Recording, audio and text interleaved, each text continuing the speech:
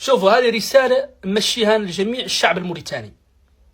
انتم وقفتوا وسيبورتيتوا السنغال والله العظيم لو كنتوا لعبتوا انتم ضد المغرب اذا تسيبورتي المغرب. انتم كاع لا مدخلين روسكم في شي ما تعرفوا شنو. ثاني شيء المغرب لعبت لعب حقيقي الى الفينال، ناس كومباتي الحقيقي، وبيلانتي اللي قلب بيلانتي اللي ظهرت والله العظيم الكريم اللي بيلانتي اللي حقيقيه بمعنى الكلمه.